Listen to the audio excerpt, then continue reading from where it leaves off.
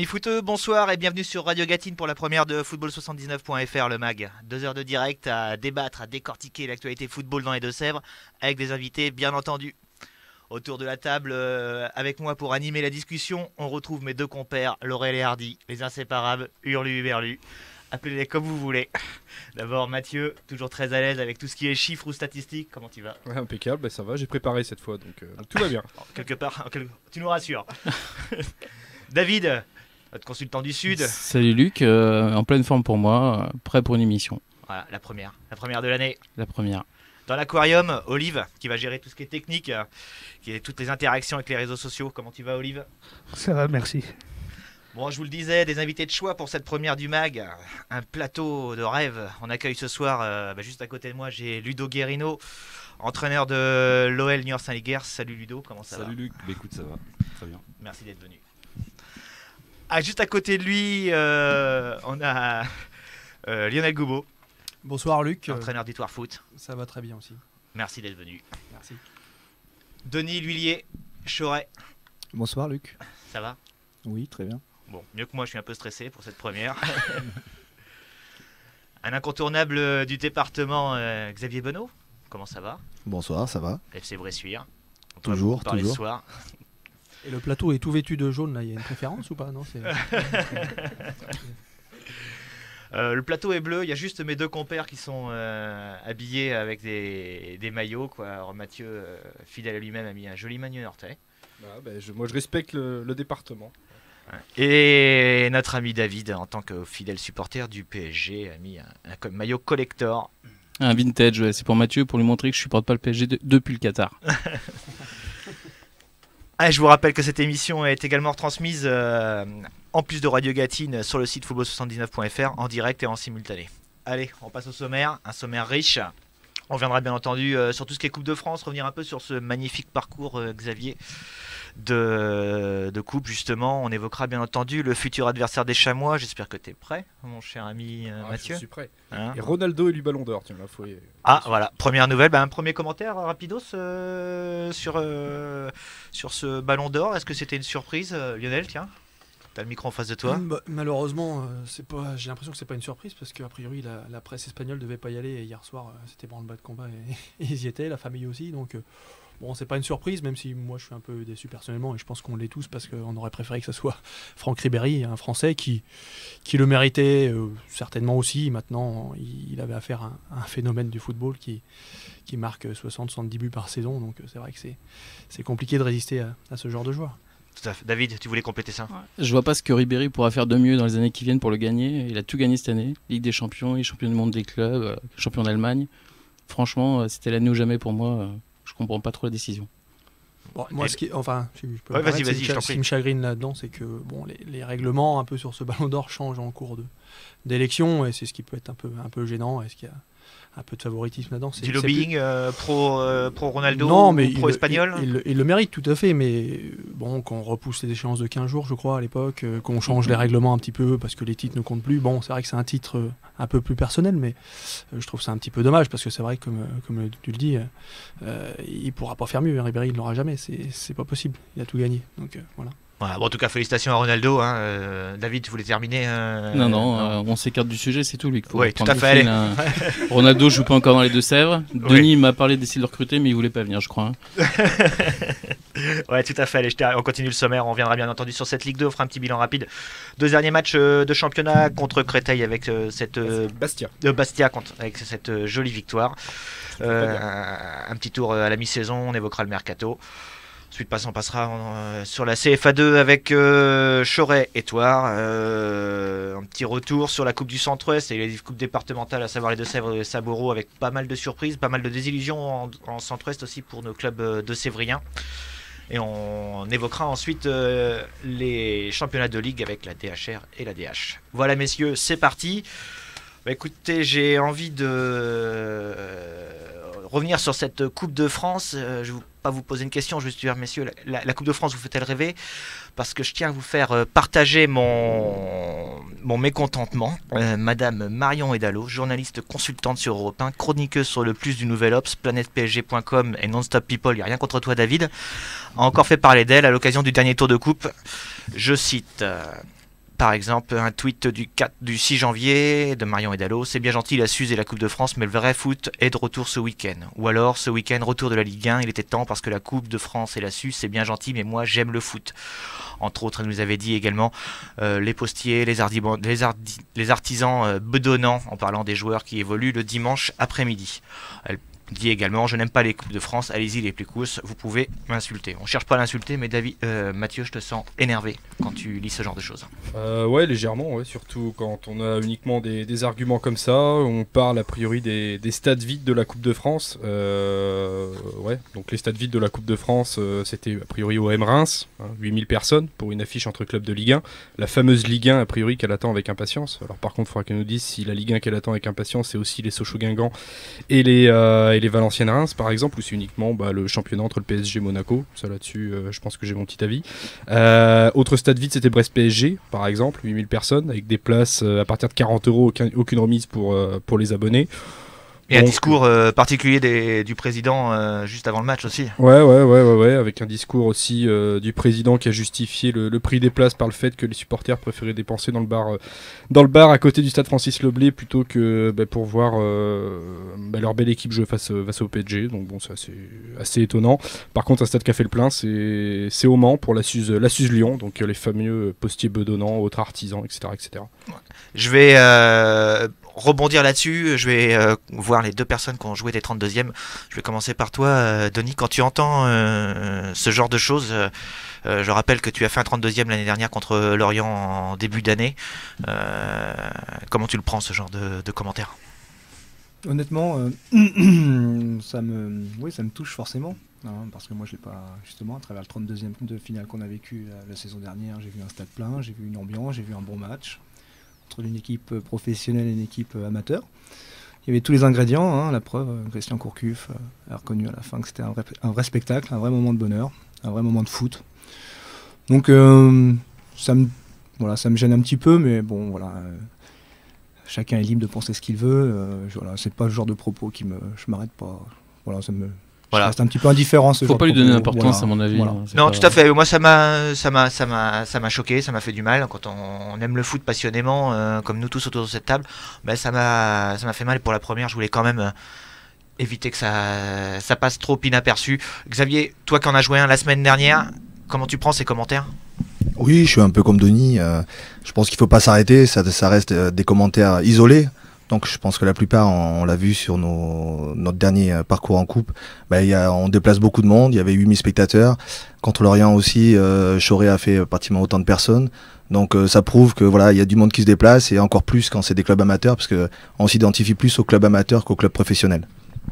Ok, ça nous permet de continuer donc sur cette Coupe de France et de revenir sur ce joli parcours. Qui était au match du FC Bressuire samedi dernier contre Sochaux, messieurs, je vous pose la question. Ouais. Tous, je pense. Tous, ouais. Peut-être moi. pas. Tu jouais un match, toi? Non, pas moi. Tout simplement, on avait un match amical à Saumur. Un match amical à Saumur. Bon, on va rappeler le score final. Xavier. Franchement, on peut le rappeler parce que c'est une jolie perf, 3-0 contre une Ligue 1. Contre une Ligue 1, ouais. Ça reste quand même une belle perf. Je pense que c'était vraiment l'objectif de la Coupe de France de ce match-là, c'était une vraie fête du foot. Quand on voit les tribunes, tout ça, le monde qu'il y avait, je pense que c'est contrat rempli pour le FC Bressuire. Oui, c'est entièrement rempli. Le parcours a été exceptionnel. Donc après, on a fini en apothéose avec 8000 spectateurs, une super ambiance. Et puis, faut féliciter ce club de Sochaux aussi qui nous a respecté du début à la fin, qui a vraiment été très proche de nous avant et après le match, à l'image de leur entraîneur qui a carrément dit à nos joueurs d'aller dans le vestiaire de Sochaux récupérer tous les équipements. Donc c'est vrai que ça a vraiment été... Et puis c'est là où c'est important, pour revenir à la discussion qu'on a eue tout à l'heure. On a vu les pros se rapprocher du club amateur, et vraiment il y a eu un relais qui s'est fait entre les amateurs et le club professionnel. Et voilà, on fait du sport pour ça, et c'est vraiment agréable de vivre ces moments-là. On a bien vu que c'était une vraie communion ce jour-là. Ça a été quelque chose de magique dans les tribunes pendant tout au long de cette rencontre. Vous l'avez senti, vous, sur du bord du terrain? Oui, c'était impressionnant. Le stade était plein déjà à l'échauffement. Donc quand on est vraiment rentré dans ce stade pour s'échauffer, on a vu un stade plein. Et c'est vrai que même moi qui ai connu des aventures à Victoire en tant que joueur en Coupe de France, j'avais pas vu une ambiance telle. Donc c'est vrai qu'on a déplacé beaucoup de monde, il y avait beaucoup de gens du Avec- bocage, je crois que c'était avec Goub, 14 non bus. Avec Goub, non Ouais, non, Goub, il- J'étais trop jeune moi à l'époque. Un petit écart d'âge quand même. Avec, 3-4 ans. Et puis peut-être aussi un écart de niveau. je respecte ce qu'il a fait, il a raison. Non, mais c'était vraiment sympa. Et puis déplacer 14 bus, ça reste exceptionnel. Et vraiment, il y avait une grosse ambiance. Moi, j'ai envie de me tourner vers notre ami Ludo. Ludo, t'étais là dans un match contre Choret, je crois. Ouais, Hein, tout à Choret. fait. T'avais assisté à la première perf. Excuse-moi, je vais revenir dessus. La première perf du FC Bressuire. Qu'est-ce que t'en avais pensé justement de ce début de parcours en coupe? T'as senti que le Bressuire avait les capacités pour créer plusieurs C'est clair, exploits c'est clair qu'on successifs? avait senti une équipe physiquement et athlétiquement costaud. Hein. Enfin, moi, je connaissais pas cette équipe de Bressuire. Je connais un peu plus l'équipe de Choret. Alors, c'est vrai que ça s'est joué aussi sur des erreurs individuelles à un moment donné. Maintenant, on a vu, enfin, on n'a pas vu vraiment de différence sur ce match-là, sur le plan de l'impact physique. Moi, j'ai trouvé une équipe de Bressuire qui était justement sur ce plan-là. Qui avait d'énormes qualités. Bon, c'est clair qu'après, ils l'ont prouvé en poursuivant leur parcours et en battant deux équipes d'un niveau supérieur. Je crois qu'à un moment donné, à 10, Contre Mont-de-Marsan. contre Mont-de-Marsan, ça démontre aussi des qualités mentales à un moment donné, même si on joue à domicile, indéniables. Voilà, après, je crois que le match de Sochaux, voilà, c'est la cerise sur le gâteau, c'est l'aboutissement, c'est tout, quoi. Je veux dire, c'est une super récompense pour tout le monde, pour le club, pour les joueurs, pour tous les dirigeants. Puis voilà, ça a été un match intéressant à suivre, hein, même si on a eu un petit peu peur en début de match, parce que c'est vrai qu'au bout d'un quart d'heure de jeu, il y a eu ce premier but, 3-0 à la mi-temps. C'est vrai que bon, on se dit, on espère que ça va pas se poursuivre en deuxième mi-temps, et puis finalement la deuxième mi-temps a été de qualité, les joueurs sont accrochés, ils ont donné tout ce qu'ils avaient, et puis finalement on a vu une belle soirée de football pour ce match-là, quoi. Lionel, avant ce match contre Sochaux, justement, tu pensais le FC Bressuire capable de créer l'exploit, d'avoir les armes pour aller chercher cette équipe de Ligue 1? Bah, la coupe, c'est aussi fait pour ça. Tous les tours, il y a des exploits. Donc, je pense je pense que Xavier avait relayé ce message. Il fallait aussi rentrer sur le terrain en pensant qu'il y avait un pourcentage de chance, même s'il est infime. Mais je pense que Denis avait les mêmes approches l'année dernière, quel que soit le niveau. C'est ce qui est magique dans le foot. Après, moi, j'étais au match et je trouve que sur un plan, bon, il n'a pas changé sa façon de jouer, hein, globalement. Je trouve que c'est une équipe qui a osé durant ce match. Ils sont même plutôt allés chercher par moments les Sochaliens assez haut, et j'ai trouvé ça assez osé de sa part. Et puis bah, ils sont, bon, même s'ils perdent 3-0, je trouve qu'ils sont assez récompensés, parce que sur le match, autant sur le plan physique, ça peut demander beaucoup d'efforts. Bon, il y a eu des joueurs fatigués, mais j'ai trouvé qu'ils ont tenu assez longtemps dans cette partie. Pourtant, moi j'ai trouvé que l'équipe de Bressuire avait été audacieuse, hein, notamment dans son choix, dans les choix tactiques, avec le premier repositionnement. On en a déjà parlé ensemble, Xavier, de Xavier Picot en récupérateur. C'était une petite touche secrète, hein, une petite recette. Oui, déjà je l'ai fait parce que j'avais un milieu récupérateur qui était suspendu, et Maxime Bach. voilà, Maxime Bach, et j'étais parti dans l'optique à la récupération de bien utiliser le ballon. Donc j'avais mis des joueurs à vocation plus offensive, donc c'est vrai que ça paraissait un peu ambitieux, mais le but c'était vraiment d'arriver à garder le ballon quand on le récupérait pour pas le redonner systématiquement. Donc j'étais parti un peu dans cette optique-là. Après, ça serait à refaire, je vous le cache pas, peut-être que je le ferai différemment, je renforcerai peut-être plus mon milieu de terrain avec des joueurs à vocation défensive, on peut pas le savoir. Peut-être qu'il y aurait eu un score différent, une évolution différente, mais voilà, ma réflexion était là-dessus en fait, par rapport à des clubs pro où si ça revient sans arrêt, ça aurait été compliqué, et on a voulu essayer d'utiliser le ballon le mieux possible. Je passe vers toi, mon cher Denis. Quand tu as vécu ton 32e de finale,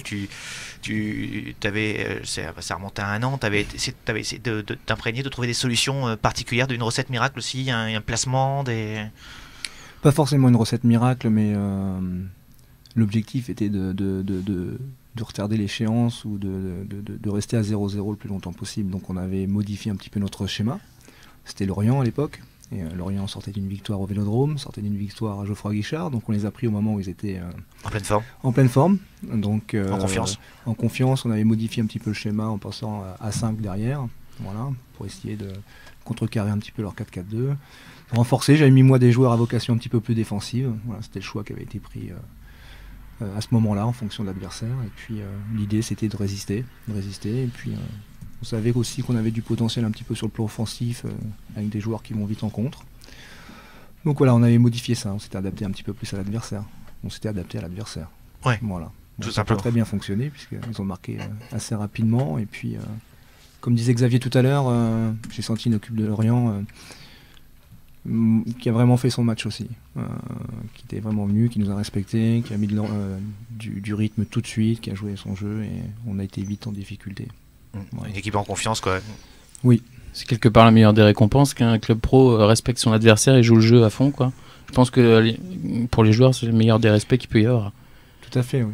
Le score était un petit peu lourd à la fin, mais on a vraiment senti qu'ils étaient venus ici pour se qualifier, et de la première à la 90e minute. Donc il y a déjà un écart de niveau qui est important, et en plus, quand l'équipe adverse joue le jeu, vraiment le jeu, voilà, il y a quelques joueurs de Lorient qui avaient la possibilité de s'exprimer sur ce match-là aussi. Alors, quand les joueurs ont peu de temps de jeu et qu'ils ont l'occasion de se montrer, avec la concurrence qui règne sur ces effectifs, voilà, ça fait mal aussi, quoi. Voilà. J'ai une petite question moi sur Après-coup. comment gérer cette après-coupe, Denis, comment tu l'avais géré l'an dernier, parce que en fait tu fais toujours des gars heureux qui sont sur le terrain, d'autres un peu plus malheureux qui sont pas dans le groupe. Est-ce que ça n'avait pas perturbé un peu le groupe ça après dans tes choix ou... Non, les joueurs sur ce genre de match, si on pouvait mettre 22 joueurs sur la feuille de match, on le ferait. Il y a toujours des malheureux. Le plus important dans la gestion d'après-coupe de ce genre d'événement, c'est que c'est à cette période-là, alors je dis pas qu'on bosse, hein, on bosse toujours, hein, nous les entraîneurs, mais à ce moment-là, j'ai vraiment mis le paquet dans la communication, encore plus le paquet dans le travail de la semaine avant d'aller jouer le premier match de championnat, et aller parler aux joueurs qui en avaient besoin. Voilà, j'ai vraiment été très très présent moi personnellement sur encore plus sur les séances, encore plus dans le quotidien, encore plus dans... C'est ton travail aujourd'hui, là, Xavier, je suppose, là, parce que tu sors un bon résultat à l'extérieur. Il fallait retrouver des mots pour motiver une équipe, en fait, pour jouer un match comme à Poitiers dimanche, quoi. Oui, c'est exactement ça. On a toujours un peu d'appréhension. Mais on a la chance de jouer l'autre tableau, c'est ce que je leur ai dit. Ça serait compliqué, je pense, que si on serait au milieu de tableau, il y aurait pratiquement plus rien à jouer, ou le maintien. Donc la motivation est différente. Là, on a de jouer les 3 premières places, ça motive tout le monde. Donc tout le monde veut faire partie aussi de ce groupe. Donc voilà, ça reste un peu plus facile, mais bon, on reste vigilant. Beaucoup de communication. Je me fais chambrer par groupe là, avec le jeune, il balance du sucre. On n'a pas le droit de mettre des amendes, c'est comme ça. On n'a pas emmené les cartons. Non, mais par contre, c'est vrai que moi j'attends de voir par la suite, parce que là, ça reste qu'on est à une semaine derrière ce match de coupe. On a bien réagi à Poitiers, mais c'est la suite que je crains un peu plus, parce que physiquement, alors je sais pas, Denis, on en discutera sans doute après l'émission, on a très peu coupé. Et derrière, à un moment donné, on risque d'avoir peut-être un creux. Donc c'est peut-être d'ici un mois ou deux où ça risque d'être compliqué. Mais bon, vu les conditions cette année atmosphériques, donc peut-être qu'il va y avoir encore des coupures. Ça ne nous fera pas de mal en tout cas. Ok. Bon, ça nous permet de rebondir parce qu'on aura une bien sûr sur la DH un peu plus tard dans la soirée. Les Chamois, dans le même temps, Mathieu se qualifiait. Et c'est vrai qu'on avait un petit peu peur de ce déplacement dans les Vosges. On s'est fait charrier et reprendre de voler par les Chamois. Mathieu, si tu permets, je vais faire profil bas parce que je m'étais dit Moi que ça allait être très dur là-bas. Je l'avais dit aussi, donc... C'est vrai. Et moi aussi, Alors, je l'avais ça dit, donc je m'en sentait excuse. le match piège et félicitations à eux parce qu'ils l'ont vraiment bien géré. Ça a été assez net. Ouais, net, ouais, face à un adversaire en plus qui était largement bien en tête de son championnat. Très bien au placé. contraire de ce qui a pu être dit sur cette antenne. Donc ouais, une qualif 4-1 à Épinal, donc voilà, donc ça fait donc c'est une bonne chose, une bonne qualification pour les 16e avec un tirage toujours assez moyen. Après la Savoie, les Vosges, nous voilà partis en Corse, donc voilà, tirage, mais bon, c'est comme ça. Donc déplacement à Bastia, un adversaire sur lequel on va pas spécialement revenir puisque voilà, c'est déjà un match qui s'est joué vendredi en Ligue 2 avec une victoire 3-0. Ouais, on va y revenir dans deux petites minutes, notamment sur ce match. Petit mot sur cette qualif des Chamois, vous la sentiez bien, messieurs? Enfin, j'ai reçu vos pronos, mais c'est pas inquiet du tout au départ? Si, on n'est jamais confiant quand on va jouer à l'extérieur contre une équipe bien classée dans son championnat. C'est vrai que c'est jamais évident, quel que soit le niveau. Moi, j'ai joué des matchs de Ligue 2 contre des DHR, galère. Je veux dire, à se dire putain mais comment on va se sortir de ce bourbier quoi. C'est sur des terrains difficiles. Bon là ça reste Épinal, ça reste des conditions sans doute meilleures, mais bon c'est jamais simple quoi. Quel que soit le niveau de l'adversaire, la Coupe de France c'est la motivation qui prime, c'est l'envie, c'est voilà. Donc je pense qu'ils l'ont bien négocié, ils ramènent une belle victoire. C'est vrai que bon c'est bien. En plus ils sont sur une continuité là de bons résultats, donc c'est bien pour eux. Ok. Allez, bon, on passe donc futur adversaire la Bastia, et justement Bastia Niort en revient avec là encore une nouvelle victoire 3-0. Ouais, Mathieu. Victoire nette et sans bavure, même si le score peut paraître peut-être un peu lourd parce qu'à la mi-temps bon il y avait 0-0, bon voilà, match globalement bien maîtrisé. S'il te plaît, je me rappelle plus. Glombard Mailly sur un service de la Fourcade, et puis le deuxième contre son camp, mais voilà, qui aurait pu aussi être attribué à Mailly sur une deuxième passe décisive de la Fourcade. Donc je regarde David avec insistance qui nous avait parlé de la Fourcade l'autre fois et de ses fameux 4 matchs en Ligue 2. Mais il a fait 5 matchs, c'est bien. 5 matchs plus en Coupe de France avec 2 buts de passe décisive, donc ouais c'est bien. Tant mieux, s'il peut apporter en deuxième partie de saison, j'y suis favorable. Ouais, il est en fin de contrat. C'est qu'il veut se montrer peut-être alors. Peut-être, c'est possible. En tout cas, voilà, tant qu'il est là, c'est l'essentiel. Donc voilà, donc belle victoire, ce qui fait qu'au classement, voilà, on termine la phase allée avec une 10e place, première moitié de tableau, à 6 points du podium, on sait jamais. Et puis surtout à 8 points de la 10e place. Ce sera surtout ça, je pense, le but de la deuxième partie de saison. Donc jolie victoire qui fait du bien. Donc on parlait de 10e place, c'était le bilan, c'était le souhait du prési en début de saison, donc conforme avec les objectifs pour l'instant. Paraît-il, ouais, donc conforme avec les objectifs. Paraît-il a priori annoncés. Ouais. Voilà, on entend début de saison, j'avais entendu la même chose que toi. Après, on a reparlé de l'objectif maintien à un certain moment dans la saison, que c'était plus compliqué. Donc finalement, c'est pas spécialement, mais je pense que ouais, première partie de tableau, alors elle est entre la 8e et la 12e place, ce serait une bonne chose. Oh, impeccable. Un petit mot, on est en pleine période de... non déjà, allez tiens, t'as le micro en face de toi, c'est Chamois, Ludo, mi-saison, flatteur comme bilan? Ouais, disons, je pense qu'ils sont à leur place, je pense qu'ils sont... Voilà, je pense que c'est difficile d'aller titiller les premières places. Bon, même si je pense je crois que j'ai regardé ce soir, je pense qu'il y a 6 points. 4 ou 6 points avec le 3e. 6 points, ouais. C'est pas donc si finalement, il y a pas... Voilà, il faut regarder derrière et puis on peut aussi regarder devant. Donc pourquoi pas. Après, c'est...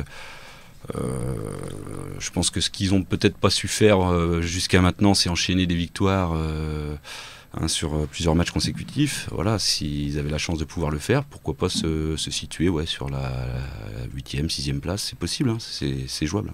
C'est tout ce qu'on leur souhaite.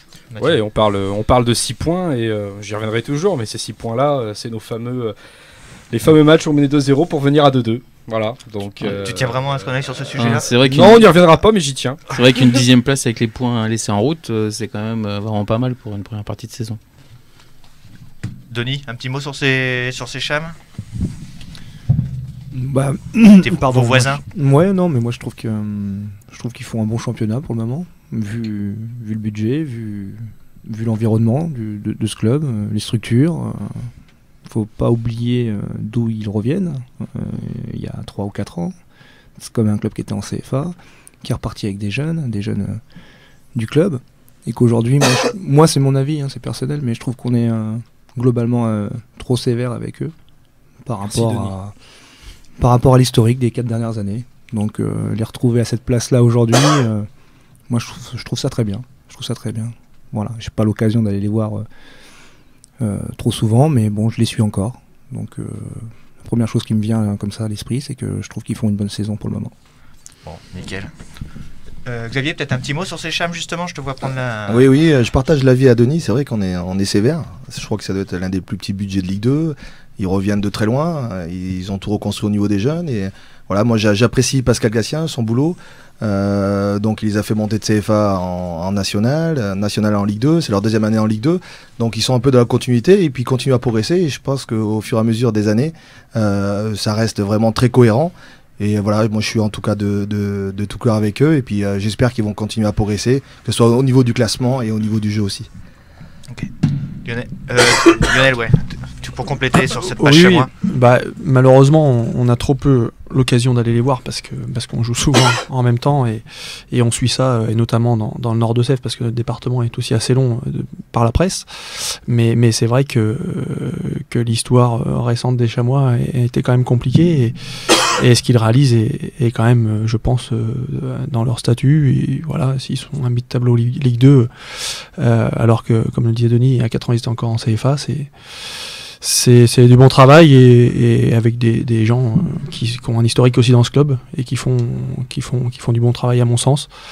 Et puis je pense que nous tous autour de la table, on a besoin de cette image-là, et on a besoin d'eux si nous aussi on veut rester au niveau où on est, parce qu'on en tire toujours les bénéfices. D'accord.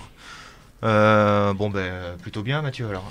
Ah oui, plutôt bien, oui, non mais c'est clair. Après c'est vrai qu'on s'est plus situé entre la 13 et la 15e place depuis le début de la saison, mais bon, finir à une 10e place, c'est une belle surprise, et voilà, c'est une bonne chose, c'est de bon augure pour la suite, à commencer par éventuellement cette Coupe de France. Quand tu as fini de faire un Candy Crush sur ta tablette, c'est bien. Non, j'ai préparé. Et il y a un vrai test pour eux quand même, la vendredi, en Tours, qui vient de monter sur le podium, je crois. Ouais. Donc, ça va être un vrai test. Je pense que le match de Coupe de France arrive pas bien, il est le mercredi d'après. J'espère qu'ils vont pas laisser passer ce match-là, quand même, ce serait dommage. Ouais, ce serait dommage, surtout qu'il y a une belle affiche, un derby en plus contre Tours qui est plutôt bien classé, donc ça va être compliqué. C'est le mercato, il se passe des petites choses en ce moment. Alors il y a une recrue officielle qui a signé, Kevin Malcuit, qui vient de Fréjus. Fréjus dont on parlait il n'y a pas très longtemps encore avec le club de Guillaume Chassac. Ouais, voilà. Pour te saluer, Guillaume. Où Jimmy Juan aussi est parti en cours de saison. Donc voilà, il y a de beaux échanges avec les dirigeants. Donc voilà, Kevin Malcuit à la base qui est un attaquant, mais qui est du coup plus maintenant descendu au milieu offensif ou en latéral, droite ou gauche. Donc ça peut être une solution de remplacement pour Tristan Lahaye. En plus il est assez jeune, il a 22 ans. Donc voilà, il a fait une bonne saison dernière avec Fréjus, 33 matchs en national. C'était un peu plus compliqué cette saison, parce que j'ai cru comprendre qu'il y avait un départ qui devait se faire cet été et que finalement c'est pas fait, donc ça a été un peu compliqué avec les dirigeants a priori. Mais voilà, une recrue pour l'avenir, un peu surprise parce qu'on s'y attendait pas, une recrue anticipée, quoi. Ouais, voilà, c'est ça. Donc voilà, donc ça c'est la recrue officielle. On a appris la blessure de Dio il n'y a pas très longtemps, a priori une entorse du genou, donc éventuellement peut-être un renfort au poste de milieu défensif, parce que ça pourrait être compliqué. Il reste plus que Florival et Coucou à ce poste-là qui ont un peu le même profil, donc voilà, peut-être un milieu pour apporter un peu de technique, ce serait une bonne chose. Mais bon, il n'y a pas trop d'infos là-dessus. La seule info qu'on a, c'est sur un poste de milieu offensif, avec l'arrivée d'un Nantais qui vient du Red Star, qui a juste signé du Red Star à Nantes, Oudriri. Pardon, tu peux répéter, s'il te plaît. Amin Oudriri. Voilà. Donc a priori plus un offensif qui devrait être prêté soit à Clermont, Istres ou Niort. Les dirigeants nantais seraient plus d'avis à le prêter sur Niort pour pouvoir voir sa fin de saison plus facilement. Voilà. Xavier, tu dois suivre ça, les recrutements un petit peu du chamois niortais, parce qu'il y a de fortes chances que tu retrouves quelques joueurs sur les terrains. Il est intéressé, il peut les prendre lui, je crois. Ah oui. Je regarde surtout le départ, parce que je me dis, plus il y a des joueurs qui sont prêtés, parce que cette réserve est souvent renforcée de joueurs professionnels qui sont plus ou moins entre les deux, donc c'est vrai qu'il y a eu des départs des joueurs qui n'avaient pas assez de temps de jeu en Ligue 2, donc c'est vrai que, mais bon, ils ont quand même de la marge, parce que ce soit les professionnels ou des 19 nationaux, voilà, ça reste très fort, que ce soit sur les deux côtés, donc voilà, on regarde ça de loin, mais bon, voilà, on s'occupe surtout de nous avant de s'occuper des autres. Ok. Olive, tu voulais rajouter quelque chose? Ouais, non, je voulais juste corriger Mathieu une nouvelle fois. Mohamedou Dio, c'est pas si grave que ça. A priori, il reprendrait même l'entraînement avant la fin de la semaine. Bon, c'est une bonne nouvelle. Voilà, on n'avait pas la même info, donc c'est une bonne nouvelle. Faut que tu lui donnes avant les infos, hein, pas après. Encore une fois, Mathieu n'a pas préparé. Pourtant, j'ai préparé, mais moi, c'est dommage. Allez, on va clore cette page chamois là-dessus. On va se faire une petite pause de 2 minutes.